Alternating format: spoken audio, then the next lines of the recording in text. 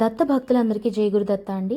ఇక్కడ మనం చూస్తున్నది శ్రీపాద శ్రీవల్లభ స్వామివారి యొక్క తపోభూమి కురవపురం శ్రీక్షేత్రం. ఇది మేడి చెట్టు. ఇక్కడ భక్తులు 27 ప్రదక్షిణాలు నమ్మకంతో చేస్తూ ఉంటారు. ఎదురుగుండా రావి చెట్టు కూడా ఉంది. కాబట్టి ఇక్కడ శ్రీ దత్తస్తవం ఉంది, చూడొచ్చు. సిద్ధమంగళ స్తోత్రం కూడా రాసించారు. భక్తుల కోసం ప్రదక్షిణ చేసే చోట కూడా ఇలా బోర్డు పెట్టుంచారు. సిద్ధమంగళ స్తోత్రం చదువుకోవచ్చు. చూస్తున్నారు కదా, గుడి లోపల ఆవరణ అన్నమాట ఇదంతా. ఇక్కడ స్వామివారి యొక్క పల్లకీని తీసుకొస్తున్నారు. అంటే మేము దత్త జయంతి రోజు వెళ్ళడం వల్ల అస్సలు ఆలయంలో ఖాళీ లేదు. చూస్తున్నారు కదా, లోపల నుంచి స్వామివారి పల్లకీని బయటికి తీసుకొస్తున్నారు. ఈ వేడుక అంగరంగ వైభవంగా జరిగిందనమాట, కన్నుల పండగ. ఇక మనం ఒకసారి ఈ మేడి వృక్షాన్ని మళ్ళీ చూద్దాం. ఇక్కడ దీపాలు పెట్టుకోవచ్చు, గురుచరిత్ర పారాయణ కూడా చదువుకోవచ్చు. గురు స్తోత్రాలు ఏమొచ్చినా తప్పకుండా చదువుకోవచ్చు. ఇక్కడ ముసళ్ళుంటే జాగ్రత్త అని చెప్పి ఎవరైతే పుణ్యస్నానం ఆచరించాలనుకున్నారో వారికి ఇక్కడ బోర్డు కూడా పెట్టారు ఈ పక్క నుంచి అనమాట. ఇది మేడి చెట్టు, మేడి చెట్టు కాదు, ఇది మర్రి చెట్టు, వటవృక్షం అంటారు. ఈ మర్రి చెట్టు దగ్గర చాలా శక్తులు ఉంటాయి. స్వామివారి యొక్క శక్తి అంతా కనిపిస్తూ ఉంటుంది. కనిపించడం అంటే మనకు ఏంటంటే ఆ ఎక్స్పీరియన్స్, ఆ అనుభూతి మనం చెందుతాం అన్నమాట. ఆ దివ్యమైన అనుభూతి చెందుతాం.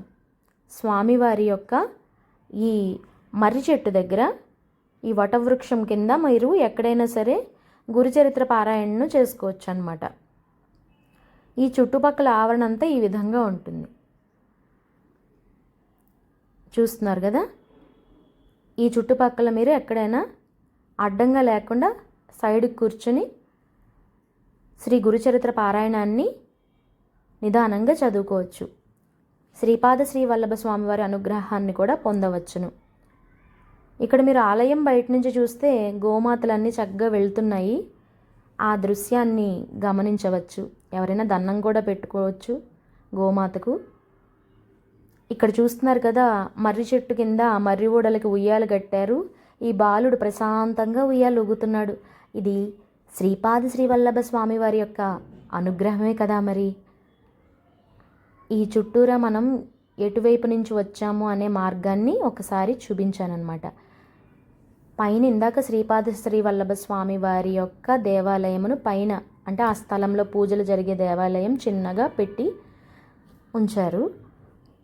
ఎవరైతే దండం పెట్టుకోవాలనుకున్నారో వారు పెట్టుకోవచ్చు. ఇక్కడ మీరు చూస్తున్నారు కదా, వీరు దిగంబర నామాన్ని స్మరణగా రోజు వాయిస్తూ ఉంటారు. ఈ మర్రి చెట్టు దగ్గర చాలామంది కూర్చుని ధ్యానం చేస్తూ ఉంటారు. స్వామివారి యొక్క లీలలు కూడా చెప్పుకుంటూ ఉంటారు. ఇది ఇందాక ఆలయంలో చూసినటువంటి మేడి చెట్టు అన్నమాట. చూశారు కదా, దీని కింద కూర్చొని గురుచరిత్ర పారాయణ మంచిది అనమాట చేయడము.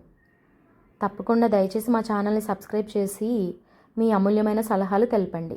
ఇది వాసుదేవానంద సరస్వతి స్వామి వారు తపస్సు చేసిన ప్రదేశము.